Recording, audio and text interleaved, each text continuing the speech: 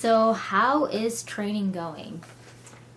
It's been a mixed bag, I guess. I was gonna get a coach in the beginning, and then the coach and I sort of didn't align on philosophy, and then I also figured, with my job, I needed to be super adaptable, so sort of threw out the coach thing early on. So, I wasn't coming from zero fitness or anything. My base was okay from a couple of years of doing 70.3s and things, and I ride my bike all the time and still swim even when I'm not training for a race or anything. So starting in January, essentially a 4-month lead up to Ironman Texas. I just started slowly building, following the 10% rule. Every week don't add more than 10% to the load, kind of thing. Which was going well. That was fine. And then winter in Boulder decided to be just brutal. And February was just nonstop snow, cold, that ice fog. So I was doing a lot of indoor riding, which I really don't enjoy at all. And it started out with the max I could do on the trainer without losing my mind was about an hour. Built that up to 2 hours in the weekend. Finally got that to 3 hours. And by the time I built it to 3 hours, it was starting to get nice outside. But even so, I don't feel like the road feel and the undulation of riding outdoors is the same as riding on the trainer. So I don't think it's necessarily, some people prefer it because they I hold steady power, but I just don't think it has the same feel as actually getting out there and riding, wind resistance and everything, and just being in the aero position and holding it and everything like that. So it sort of got late. It felt like it was late in the game where I hadn't really done a lot of substantial rides until March, and then it was cramming for a test where I just felt like I had to bump up my mileage really quickly. And understanding that my workload for work hadn't changed, if anything it didn't increase, so it became, I tried to ride as much as I could during the week, but that doesn't always happen. But on the weekend it became okay, I need to start riding huge mileage. And I mean, again, huge is relative to me because some people 100-mile ride is it's what they do every weekend. But coming from that sort of Olympic distance, 70.3 distance, 55, 60 miles is that's your long ride. So I went from my longest ride of the year was 55 to the first weekend in March where I rode 85 miles. It was a pretty big jump and a pretty dark slog those last 20 miles of that ride. And then just every weekend just building on it from there. So 85 became 90, 90 became 95, 95 became 100.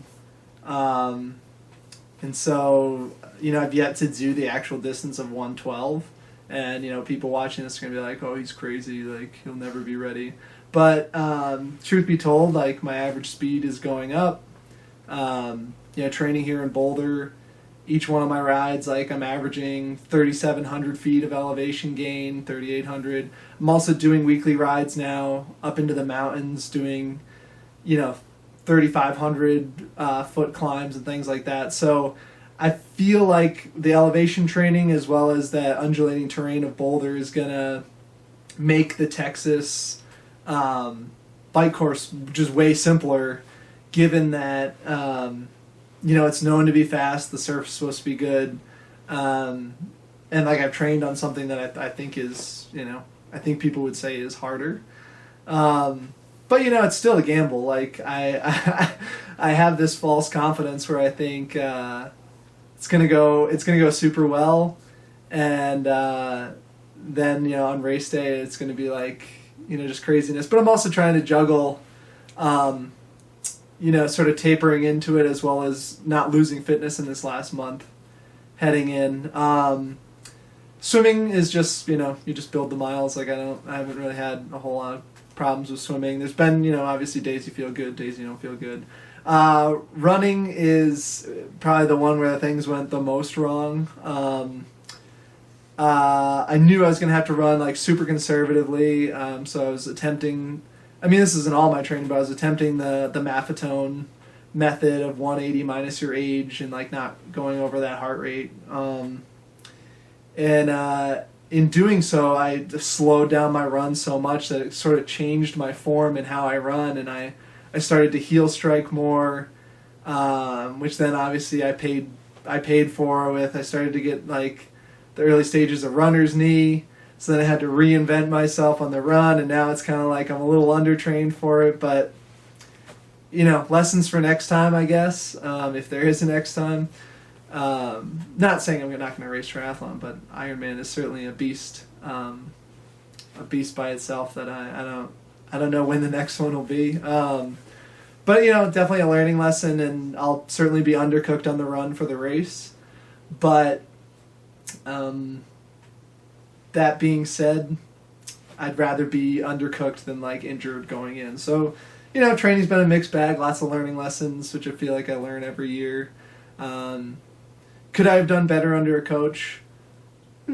Debatable. I think the runner's knee thing probably would have still sprung up.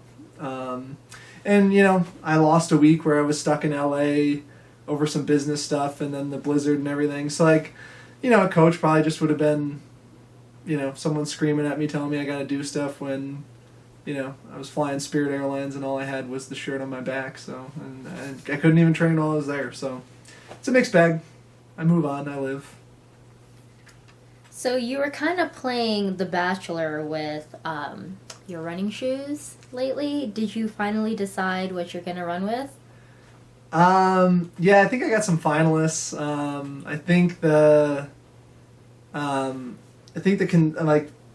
I think after the testing I've done, the Nike Vaporfly 4% is probably going to be the choice, which some people are going to say that that's stupid because like, oh, if you're going to run like a 3:50 or a 4-hour marathon, that's not going to help you. But it's not going to help me. The 4% is probably negligible at that point, but I just feel like the feel of it in those late miles when my thighs are pounding and I'm just trying to get through it, that little bit of extra energy return is going to come back and help me out. So I don't think the Vaporfly is any worse than any other shoe. I had flirted with the Hoka Tracers, the Adidas Boston, the Saucony Iso Freedoms, and they're all great shoes. I think they all could get the job done. I just think with the all concrete surface in Texas, it's going to take, it's going to be, the run's going to be brutal no matter what, but any extra little bit I can get, I think it's going to be, the Vaporflies. So what nutrition are you packing for the bike? Going a little old school here, a little more budget friendly, because I've already spent just so much money on this race, and I guess you could argue that I should spend the last bit to have a good race, but I'm going with some Cliff Bars. I find that my body digests those pretty easily. They're probably not the best nutritional bang for your buck, but I've trained with them. They settle on my stomach well. I'm going to do Gatorade chew tablets. I'll be doing 1 bottle of Gatorade Endurance to start. Then I'll have just water in the between the aero bars storage. The idea with the Gatorade is I'll just keep disposable bottles and every aid station just toss out what I have and get a new one. And then special needs, I'll put some flat Coke and special needs that I'll put behind the saddle, just to help me out those last 20 miles. And, I know well enough that, like, the marathon is going to be, powered almost exclusively by Coke, so I'm going to get a head start on the bike. And you may say that that's a bad idea. You may say that, like, it's starting too early because once you start Coke, you can't stop. But, Patrick Lang did it in Hawaii. He was drinking at, like, mile 50 on the bike. So if I start at mile 80, I don't think I can be in that much trouble. How do you feel mentally about the race right now? I'm actually feeling probably falsely confident. Not confident, not like I'm going to qualify for Kona confident. But I think my confidence comes from, I know I've put in a lot of miles, and I think I've come to terms with the mental strain of it. I watched this documentary thing this morning about this guy, and it's this whole inspirational thing about, like, the other side of darkness or something, and it's like, all right, that's a little bit over the top. Like, I'm not going to change anybody's life by doing this race, nor is, like, my life going to be drastically changed. But that being said, like, I think I'm very comfortable knowing that there are going to be times in the race where things suck. I feel very desperate. And that's probably going to occur, that'll occur on the swim at some point, probably. That'll occur on the bike at some point. And that'll most certainly occur, on loop on the run. And I think I'm just ready to embrace that feeling and not dread it, knowing that, the race is a very up and down experience. You feel good, you don't feel good, you feel good, you don't feel good. I think Texas, with the sun and the heat and the humidity and everything coming from Boulder, like, that's going to win. I mean, it was 70 degrees here the other day, and I was sweating like I haven't in, like, 6 months just from that slight heat spike. So I'm sure Texas is going to feel pretty tough along the way. But I think I'm in a good mental headspace about it. I kind of feel ready now. I wish I didn't have to do this last month of training, because I feel like I'm kind of spinning the wheels and I'm stuck in this vortex of, I don't want to be overtrained, overtired, and have fatigue, but I also don't want to lose fitness. So I'm sort of juggling this, like, I feel like, we're 4 weeks out now, and I feel as though, 2 more 100+ mile rides, and I'll do my last 100-mile ride 2 weeks out, and then that should give me enough time to, hopefully feel ready for it. But I mean, again, this is part of that learning curve, because I can remember the first marathon, well, I guess the first 2 marathons I did, where it was like, I'm going to do my last long run, 2 weeks out, and then it was like, that was horrible, that drained me. And then it was like the second one I did my last one 4 weeks out, and it injured me. So then I was like, I'm going to do my last one 6 weeks out. And I mean, at this point I haven't done really any long runs in like a month. So yeah, just juggling that fitness bubble, not getting injured and everything, trying to stay healthy. When you're fatigued, obviously it's easier to get sick. So I kind of wish the race was like next weekend. But I feel good. I feel pretty healthy. I feel like I have the mental mindset. Like I said, my running's probably undercooked, but I know that, so I'm not. I guess my mind is mentally prepared for those shortcomings. I think the race will go well. I hope. What are your race goals? So obviously, you think about Ironman and you think like, obviously everyone wants to qualify for Kona. Cut that off the list right now. I'm not going to Texas with the intention that I'm going to be getting a Kona qualification off of that. I've seen the times of the people in my age group. This is my first year in the 30 to 34 age group, and the times are ridiculous. I think the first place guy last year for my age group was like 8:17, so I think he'll be well rested, showered up, and full of food by the time I even get on the run course. So realistically, like I'd love to be under 11 hours. I think when you go under 11 hours, it shows a lot of promise in your first race. So that would be a great day. Obviously, when I think about the expectations in my mind, I put together the math of like, okay, realistic numbers for all disciplines, like 110 swim, 6-hour bike, 4-hour run. If you do the math on that, that's over 11 hours. So something in there has to be shorter.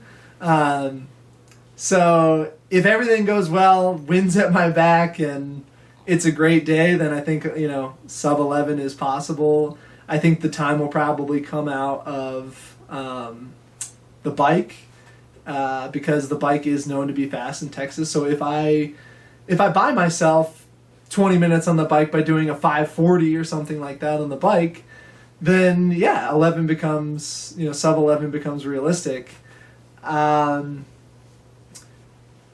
than that, I mean, then it's kind of weird because it's not incremental. In like an Olympic distance, you're like talking 5-minute increments. In Ironman, I feel like there's a multiplier there. So the sort of next optimistic goal is sub 12. And if I go over 12, then yeah, I feel like things didn't go my way and I had a rough day. There'll be a lot of war stories to tell. If it's over 12 hours, there's going to be some real suffering on the run that I probably haven't experienced since my first marathon. Yeah, so best conditions, sub 11. Sort of more realistic day, sub 12, somewhere in there. Yeah. Anything else you want to add? 4 weeks to go. Hope I don't get sick. Hope everything goes well. I hope, I've got new concerns now I've read these horror stories of people flying with their bikes, so I hope my bike makes the trip in one piece and not dented. I was looking at bike insurance today and things, so just craziness, but, I hope my bike gets there in one piece. And if I'm going to have a bad day, I hope the bad day is on me. I hope it's like my body fails me or something, not any piece of equipment, like, a swim skin rips or goggles fall off or flat tire on the bike or anything like that. I hope it's, best of mechanical luck that day. Are you going to do the subscribe to my channel thing?